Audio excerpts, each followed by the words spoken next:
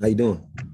Hey, kind of a wild journey for you over the last week or so. Wondering if you could take us back through it a little bit. When did you learn that you were going to be starting on Thursday night at Seattle, hostile environment? And what was your, obviously you guys only got a couple of days of walkthrough practices, right? So what was your preparation like for that? They told me earlier that week, and just mentally, I tried to get there because I know we wasn't going to really have any opportunity to hit the field and really get a feel for it that week. It was more of a mental type of week. So can you take us through? I know it just was a emotional game. I know that there were a lot of ups and downs, and it looked like you had to learn on the fly several times throughout the course of the game, ultimately putting it together for that pass breakup. So I'm wondering if you could take us through your own experience that game, the penalty, and then culminating up into that big pass breakup in the end zone. So just going back to the penalty, I was just had a DB mindset right there, no touchdown. We gonna line up and play again. So that right there was just, I'd rather us line up and take another chance at it instead of them just getting one play touchdown. So I took that L right there, and then just going to the touchdown. I knew I made that play 1,000 times in my career. I wasn't really disappointed in myself then. Just a misjudgment of ball, lost it in the light. Really didn't. My teammates around me kept me up. They told me I was fine. So, they kind of helped me out a lot. Coach is really encouraging, you know what I'm saying? So they helped me out a lot. And I just kept playing the game. I just stayed in tune, stayed locked in. And I just finished it, kept the end in mind. When you had that pass breakup, it looked like you got the back of your hand on the ball. Did you feel what was happening in the moment? I saw your head was turned around seeing yourself knock the ball away. Yeah, I was just trying to locate the ball because that's what he was going for. So I was trying to get my head around, trying to see what was really going on, and try to put myself into a position to try to make a play on the pass. Thank you, Robert. Stu. Gary was actually the one who raised his hand after Jordan, so he can go ahead.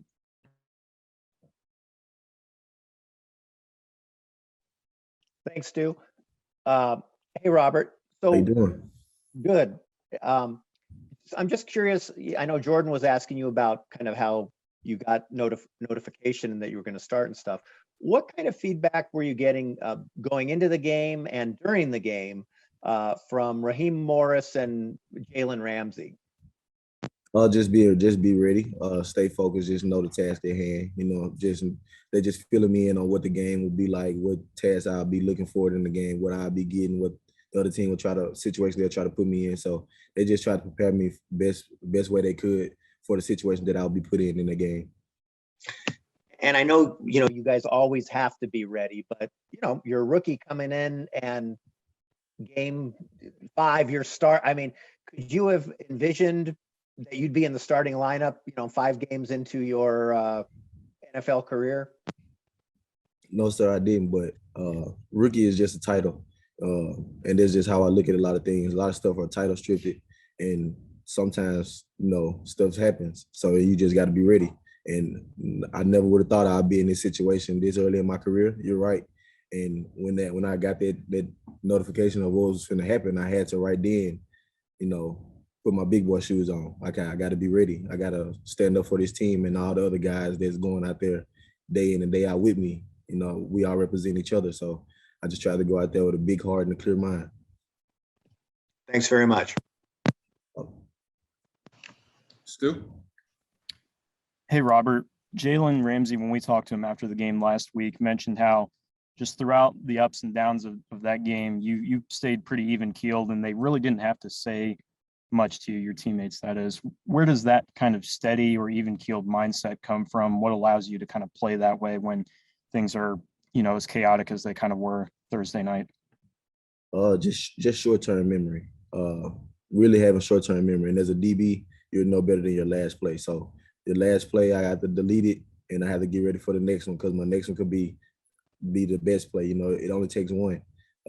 It's a game of football. There's going to be ups and downs, and with that realization and accepting that, it's easier for you to move forward. You know what I'm saying? And like I said, I play with a big heart. I love this game with everything in me. I do it with a lot of pride, and I just really love the game, really. And then some of your teammates, and I think you've probably had the nickname Scooter for a while, right? What's the origin of that nickname? Who gave it to you? Where'd that come from? It came from my grandmother. As a kid, they said my father when he would scoot across the floor, he didn't crawl. So he would scoot across the floor, and I kind of traveled in the same type of path as him. So the name kind of got just passed down to me as a kid, and then it just stuck with me as I grew up through my childhood, and now it's still my name. Thank you. Kevin? Hi, Robert. You talk about ups and downs in a game, but it seems like you've experienced a lot of the ups and downs of an NFL life in just the 6 months you've been in the league. I mean, an injury, you were on special teams, then you were off special teams. You've bounced back from it really well. But what was your perspective on what happened on special teams, thinking about Indianapolis? Just I would prepare mentally for something else to happen. Going in with a mindset, I thought they was going to run something else, and they didn't. And unfortunately, they made a play right there on special teams. But just being used to adversity, just being used to things not always going as planned. So I never expect things to go as planned. I'm always prepared for worst scenario. Which play are you talking about? When I was thinking of the punt play. Yeah, when I was playing gunner, right? Or when I was playing jammer. Well, I'm thinking about the block. On you're in front of Tutu, I think, when he's. Yeah, that's the same play I'm talking about. We're talking about that. Okay, yeah. Thank you. Yeah. Okay. So it was you were anticipating something. Yeah, I was just anticipating something else happening in a different player, and it just came out and they ran something. It was something different, and I just miscued the play, didn't do the task right, and they end up making the play. And then you didn't play, I think, the following week. Mm-hmm. Was that a direct cause and effect? Or how did you take that? No, I'm not sure. I didn't take it as anything. In those situations, I just stayed ready. I was just over there waiting on if anybody needed a break or anything like that, just staying ready for my team. Yeah, great. Thanks, Robert. No problem. Fred? Hi, Robert. I noticed that you played I was looking at stats, 54 plays against the Seahawks, which was much greater than you had played in the previous 3 games that you played for the Rams. Can you talk about that and what your endurance was like in the second half by the fact that you were out there for so long? It was a great experience. It was my first one, and it just was a different feeling. It was finally good to get that feel of a full game. The feeling of the ups and downs, the feeling of, trying to stay in the rotation and feeling the game change. It was great to get that. In the second half, I was fine. They did try to pick up the pace on us. They picked up on what we were doing and tried to pick up the tempo a little bit, but hung in there. I fight to finish always, and it just was my goal, fight to finish. And did you think Russell Wilson and the Seattle offense was trying to pick on you because Ramsey and the other guys are on the other side and you're young and they felt like maybe they can exploit you? How did you feel about that?